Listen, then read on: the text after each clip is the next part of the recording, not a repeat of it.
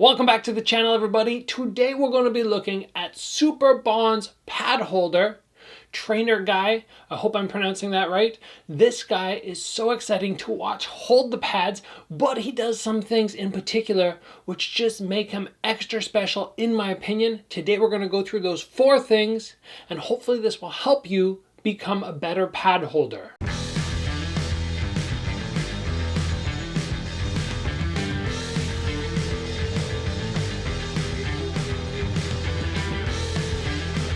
Anybody who knows anything about high-level martial arts knows it's very difficult to be a very good pad holder. It's not something that comes naturally. You don't just pick up a pair of pads and can catch, kicks that are getting blasted towards you or can catch really good long hand combos. But there's even more things that make a pad holder exceptional. And we've seen Superbon, who's always been a spectacular fighter, get better and better and better to the point where he's sort of reaching that Varga level now where we're going, wow, this guy might be one of the best kickboxers in the whole world. During the progression, where he went from me looking at him and going, wow, he's pretty darn good, like one of the best in the world, no doubt, to now the point where unquestionably, if not the best in the world, he is one of the top 3, I would say right now. During this time period, he had trainer guy holding pads for him. And I think a number of things that this amazing trainer has been focusing on with Superbon is the reason we've seen that growth out of Superbon in 1FC. So let's go through these 4 things which make trainer guy exceptional. Number 1, he throws back. Don't care how good your pad holding is, if you are constantly just catching, taking the knee, just always having the other guy do strictly offense, you're not good enough. That's not enough because that's not the fight. The fight is 50-50, 60-40, something like that in terms of give and take. So we have to be able in pad holding to replicate sparring in the fight. Trainer guy does this so well because he doesn't just sort of pitter-patter out, he throws hard. And he waits for somebody to throw. Maybe he'll say, throw the cross. As they're throwing the cross, right after he'll come with a jab to the body, or he'll come with a hook to the head. And he's keeping these guys, Superbon in particular, very honest about their defense. Now, when you develop a good connection with a pad holder, you know that when they throw at you and you block, they're going to have a counter shot ready for you. They're going to be ready to catch that punch, which you should be throwing. And that's something in addition, which is just very important to have locked in, having those counters set. But if nothing else, you have to get yourself throwing back as the pad holder. Catch, throw back. And even if it's just hands, that's great, but even in trainer guy, we see some kicks coming as well. Super important. Next up, and this is something I do not see very often, my pad holder, Craig McWilliam, will do this for me sometimes. It's KO Replication. What do I mean by this? Well, the pad holder sometimes actually pretends that he gets knocked out. If I'm holding for you and I say jab cross, so ba-bam, again, jab cross, ba-boom, and then jab cross, ba-boom, and they stumble.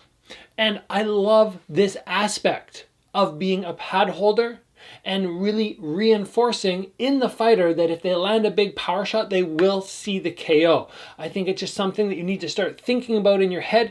You throw up the high kick. We see him do this with Superbon so often. The high kick comes and we'll see him stumble and fall. And then we see Superbon executing these high kicks and people falling. Is this the only reason that Superbon is getting the KOs? Absolutely not. But if it gives him even an extra 1 or 2% confidence in these kicks, and he gets used to seeing when he throws them somebody dropping, I think this is something we do not see enough of. And trainers, pad holders should really start enforcing this more when they're doing their rounds with their fighters. Now, we already talked about how trainer guy throws back. Very important. But he does something in addition to that, which is bully the student he's working with. And I love this as well because, if you throw back occasionally and you have them working some defense, that's great. But if you're just sort of throwing out at 50%, it doesn't recreate somebody coming in and really roughing you up. If you want to get that sort of conditioning on your body, get used to getting knocked down in the pad rounds and having to get back up, basically recreating the worst parts of the fight, this is something that high-level pad holders will do for their fighters, even if the fighters don't love it. Now, when I was in Thailand, and I know this is not limited to Trainer Guy, lots of other people are doing it. When I was in Thailand, you know, the round kick comes. They say round kick, and then as you go to throw another round kick, they'll try and sweep your leg out. They'll try and take out your standing leg, and I love this. I don't know if everybody I went to Thailand with, my two buddies loved it because they got swept out a couple times, fell on their back, got the wind knocked out of them. Maybe they didn't love it in those moments, but overall I think bullying the guy that you're holding pads for can be very important, and it just creates a stronger fighter. The final thing I want to focus on that I see Trainer Guy do that a lot of other people do not put the emphasis on is perfecting a technique. So if we're, I'm going to say almost not ADD, a little unfocused, but if we're constantly going jab, cross, round kick, knee, combo, knee, and we're all over the place, we don't get that time to really sit down and perfect a technique.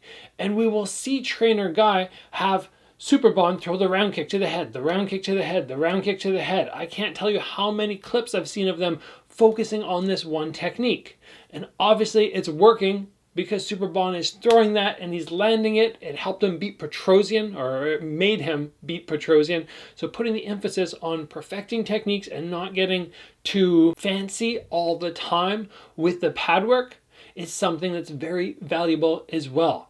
Calm down, look at the person you're holding pads for, go, what are they absolutely best at? And sometimes take 2 or 3 rounds where you just focus on throwing that technique, setting the technique up, and then throwing it, and all the possible fakes that can also be involved with that one technique, which they're exceptional at. Now, there are many other aspects that can make trainers, pad holders, exceptional, very high level, but today we're just focusing on Trainer Guy and what makes him so good and what I see when he's holding pads for Superbon, where I go, whoa, this is a really good trainer. This is what this guy's doing to help elevate Superbon and make him a better fighter.